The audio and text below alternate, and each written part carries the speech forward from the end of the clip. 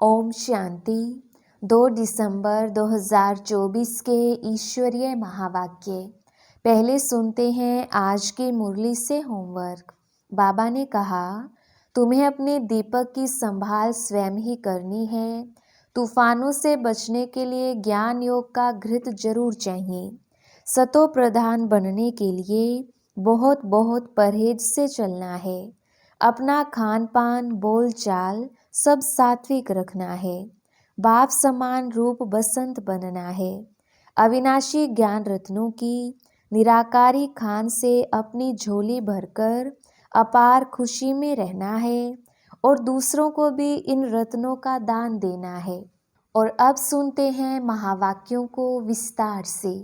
मुरली का सार। मीठे बच्चे, तुम्हें अपने दीपक की संभाल स्वयं ही करनी है। तूफानों से बचने के लिए ज्ञान योग का घृत जरूर चाहिए। प्रश्न, कौन सा पुरुषार्थ गुप्त बाप से गुप्त वर्षा दिला देता है? उत्तर, अंतर्मुख अर्थात चुप रहकर बाप को याद करो तो गुप्त वर्षा मिल जाएगा। याद में रहते शरीर छूटे तो बहुत अच्छा, इसमें कोई तकलीफ नहीं। याद के साथ साथ ज्ञान योग की सर्विस भी करनी है। अगर नहीं कर सकते तो कर्मणा सेवा करो। बहुतों को सुख देंगे तो आशीर्वाद मिलेगी। चलन और बोलचाल भी बहुत सात्विक चाहिए। गीत, निर्बल से लड़ाई बलवान की। ओम शांति। बाबा ने समझा दिया है, जब ऐसे गीत सुनते हो तो हर एक अपने ऊपर ही विचार सागर मंथन करना होता है। यह तो बच्चे जानते हैं। मनुष्य मरते हैं तो 12 रोज दीवा जगाते हैं। तुम फिर मरने के लिए तैयारी कर रहे हो और अपनी ज्योत पुरुषार्थ कर आपे ही जगा रहे हो। पुरुषार्थ भी माला में आने वाले ही करते हैं। प्रजा इस माला में नहीं आती।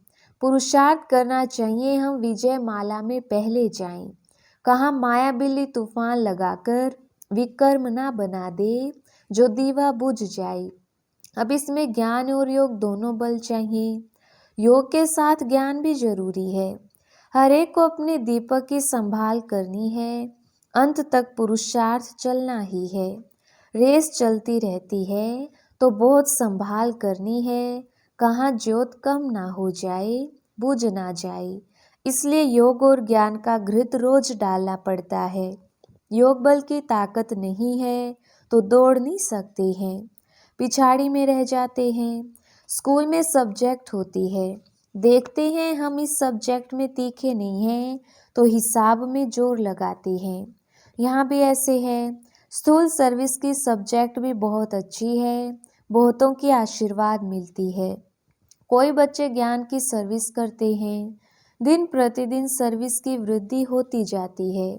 एक धनी के 6-8 दुकान भी होते हैं, सभी एक जैसे नहीं चलती। कोई में कम ग्राहकी, कोई में जास्ती होती है। तुम्हारा भी एक दिन वह समय आने वाला है जो रात को भी फुर्सत नहीं मिलेगी। सबको पता चलेगा कि ज्ञान सागर बाबा आया हुआ है। अविनाशी ज्ञान रत्नों से झोली भरते हैं। फिर बहुत बच्चे आएंगे, बात मत पूछो। एक दो को सुनाते हैं ना, यहाँ यह वस्तु बहुत अच्छी सस्ती मिलती है। तुम बच्चे भी जानते हो, यह राज्यों की शिक्षा बहुत सहज है। सबको इस ज्ञान रत्नों का मालूम पड़ जाएगा तो आते रहेंगे। तुम ये ज्ञान और योग की सर्विस करते हो। जो ये ज्ञान योग की सर्विस नहीं कर सकते तो फिर कर्मणा सर्विस की भी मार्क्स हैं। सभी के आशीर्वाद मिलेंगी। एक दो को सुख देना होता है। यह तो बहुत बहुत सस्ती खान है। यह अविनाशी हीरे जवाहरों की खान है। 8 रत्नों की माला बनाते हैं ना, पूजते भी हैं, परंतु किसको पता नहीं है ये माला किसकी बनी हुई है। तुम बच्चे जानते हो कैसे हम ही पूज्य सो पुजारी बनते हैं। ये बड़ी वंडरफुल नॉलेज है जो दुनिया में कोई नहीं जानती। अभी तुम लकी स्टार्स बच्चों को ही निश्चय है कि हम स्वर्ग के मालिक थे, अभी नर्क के मालिक बन पड़े हैं। स्वर्ग के मालिक होंगे तो पुनर्जन्म भी वहाँ ही लेंगे। अभी फिर हम स्वर्ग के मालिक बन रहे हैं। तुम ब्राह्मणों को ही इस संगम युग का पता है। दूसरी ओर सारी दुनिया है कलयुग में। युग तो अलग अलग है ना। सतयुग में होंगे तो पुनर्जन्म सतयुग में लेंगे। अभी तुम संगम युग पर हो। तुम्हारे से कोई शरीर छोड़ेंगे तो संस्कारों अनुसार फिर यहाँ ही आकर जन्म लेंगे। तुम ब्राह्मण हो संगम युग के, वह शूद्र है कलयुग के। यह नॉलेज भी तुमको इस संगम पर मिलती है। तुम बीके ज्ञान गंगाएं, प्रैक्टिकल में अब संगम युग पर हो। अभी तुमको रेस करनी है, दुकान संभालनी है। ज्ञान योग की धारणा नहीं होगी तो दुकान संभाल नहीं सकेंगे। सर्विस का अजूरा तो बाबा देने वाला है। यज्ञ रचा जाता है तो किस्म किस्म के ब्राह्मण लोग आ जाते हैं। फिर किसको दक्षिणा जास्ती किसको कम मिलती है। अब यह परमपिता परमात्मा ने रुद्र ज्ञान यज्ञ रचा है। हम हैं ब्राह्मण। हमारा धंधा ही है मनुष्य को देवता बनाना। ऐसा यज्ञ और कोई होता नहीं। जो कोई कहे कि हम इस यज्ञ से मनुष्य से देवता बन रहे हैं। अब इसको रुद्र ज्ञान यज्ञ अथवा पाठशाला भी कहा जाता है। ज्ञान और योग से हर एक बच्चा देवी देवता पद पा सकता है। बाबा राय भी देते हैं, तुम परम धाम से बाबा के साथ आई हो। तुम कहेंगे हम परम धाम निवासी हैं। इस समय बाबा की मत से हम स्वर्ग की स्थापना कर रहे हैं। जो स्थापना करेंगे वही जरूर मालिक बनेंगे। तुम जानते हो इस दुनिया में हम मोस्ट लकीएस्ट ज्ञान सूर्य, ज्ञान चंद्रमा और ज्ञान सितारे हैं। बनाने वाला है ज्ञान सागर। वह सूर्य, चांद, सितारे तो स्थूल में है ना, उनके साथ हमारी भेंट है। तो हम भी फिर ज्ञान सूर्य, ज्ञान चंद्रमा, ज्ञान सितारे होंगे। हमको ऐसा बनाने वाला है ज्ञान का सागर। नाम तो पड़ेगा ना। ज्ञान सूर्य अथवा ज्ञान सागर के हम बच्चे हैं। वह तो यहाँ के रहवासी नहीं हैं। बाबा कहते हैं मैं आता हूँ तुमको आप समान बनाता हूँ। ज्ञान सूर्य, ज्ञान सितारे तुमको यहाँ बनना है। तुम जानते हो बरोबर हम भविष्य में फिर यहाँ ही स्वर्ग के मालिक बनेंगे। सारा मदार पुरुषार्थ पर है। हम माया पर जीत पाने के वॉरियर्स हैं। वो लोग फिर मन को वश करने के लिए कितने हठ आदि करते हैं। तुम तो हठ योग आदि कर ना सको। बाबा कहते हैं तुमको कोई तकलीफ आदि नहीं करनी है। सिर्फ कहता हूँ तुमको मेरे पास आना है, इसलिए मुझे याद करो। मैं तुम बच्चों को लेने आया हूँ। ऐसे और कोई मनुष्य कह ना सके। भले अपने को ईश्वर कहें परंतु अपने को गाइड कह ना सके।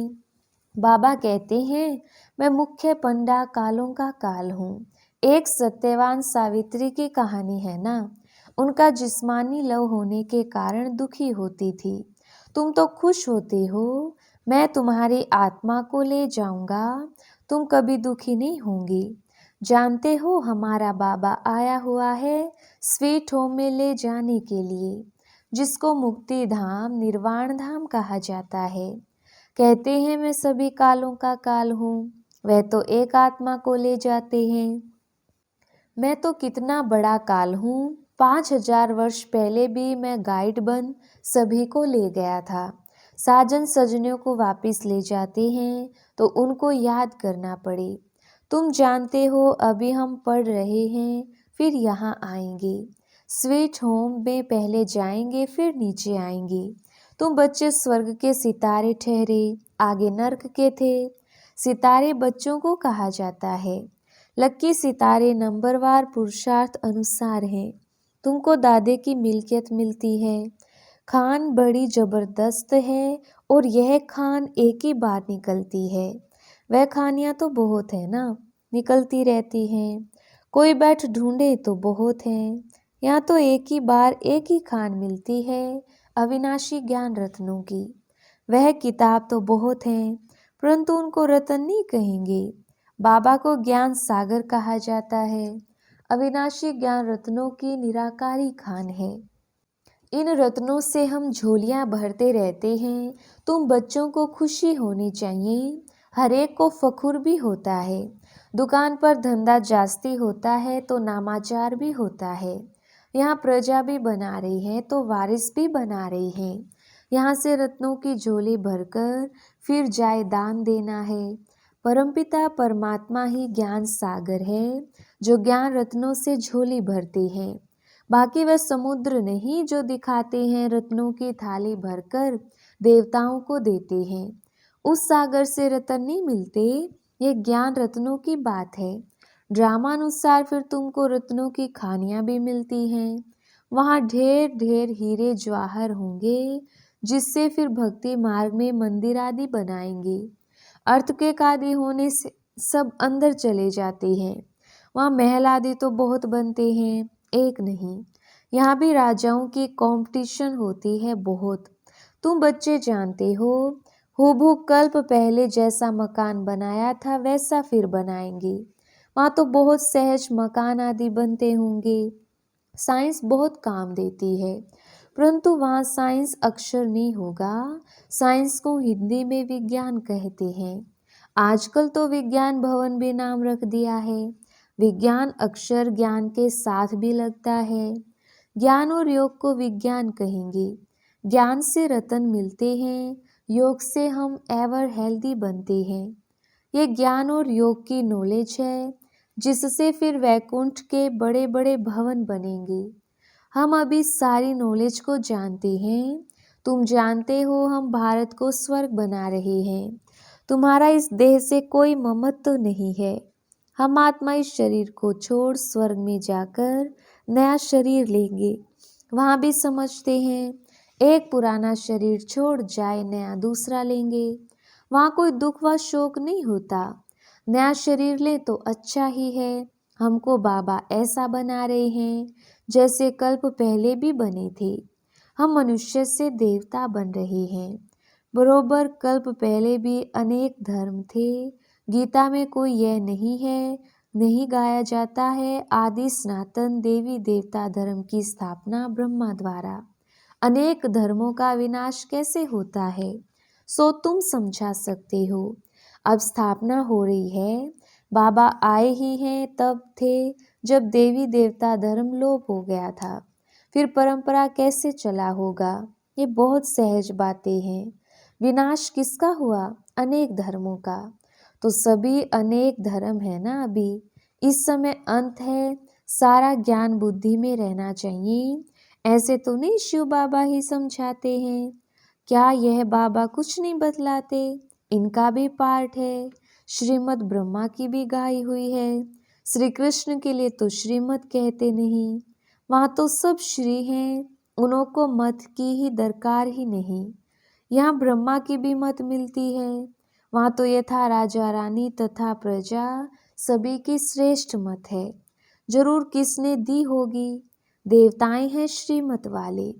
श्रीमत से ही स्वर्ग बनता है, आसुरी मत से नरक बना है। श्रीमत है शिव की। यह सब बातें सहज समझने की हैं। शिव बाबा की यह सब दुकान है, हम बच्चे चलाने वाले हैं। जो अच्छा दुकान चलाते हैं उनका नाम होता है। हूबहू जैसे दुकानदारी में होता है, परंतु यह व्यापार कोई विरला करे। व्यापार तो सभी को करना है। छोटे बच्चे भी ज्ञान और योग का व्यापार कर सकते हैं। शांति धाम और सुख धाम, बस बुद्धि में उनको याद करना है। वो लोग राम राम कहते हैं, या चुप होकर याद करना है, बोलना कुछ नहीं है। शिवपुरी विष्णुपुरी बहुत सहज है। स्वीट होम स्वीट राजधानी याद है, स्वर्ग के मालिक बन जाते हैं। वह देते हैं स्थूल मंत्र, यह है सूक्ष्म मंत्र। अति सूक्ष्म याद है। सिर्फ इस याद करने से हम स्वर्ग के मालिक बन जाते हैं। अपना जपना कुछ भी नहीं है, सिर्फ याद करना है। आवाज कुछ नहीं करना पड़ता।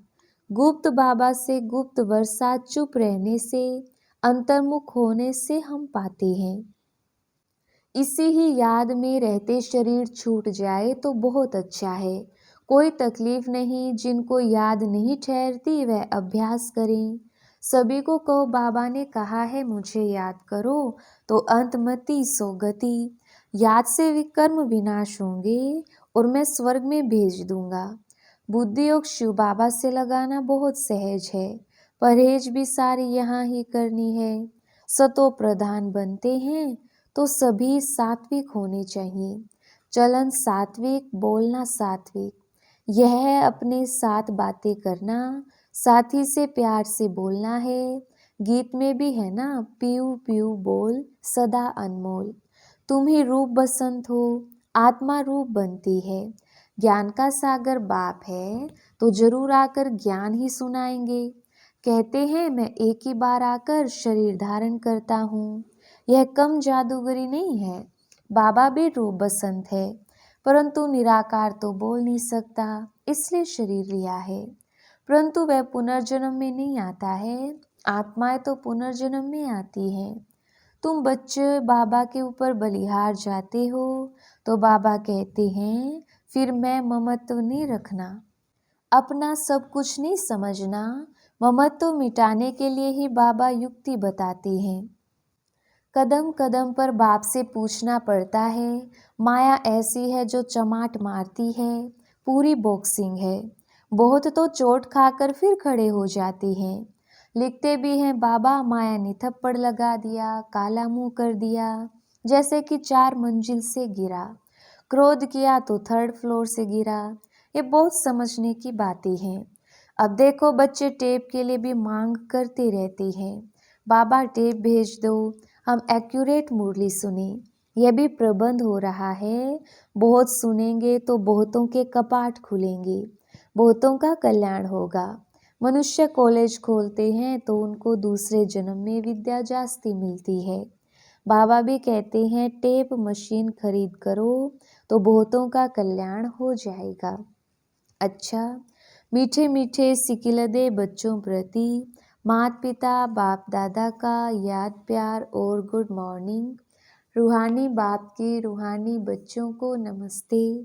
हम रूहानी बच्चों की रूहानी बाप दादा को याद प्यार गुड मॉर्निंग और नमस्ते जी। धारणा के लिए मुख्य सार। पहला पॉइंट, सतो प्रधान बनने के लिए बहुत बहुत परहेज से चलना है। अपना खान पान बोल चाल सब सात्विक रखना है। बाप समान रूप बसंत बनना है। दूसरा पॉइंट, अविनाशी ज्ञान रत्नों की निराकारी खान से अपनी झोली भरकर अपार खुशी में रहना है और दूसरों को भी इन रत्नों का दान देना है। वरदान, नष्टो मोहाबन, दुख अशांति के नाम निशान को समाप्त करने वाले स्मृति स्वरूप भव। विस्तार, जो सदा एक की स्मृति में रहते हैं उनकी स्थिति एकरस हो जाती है।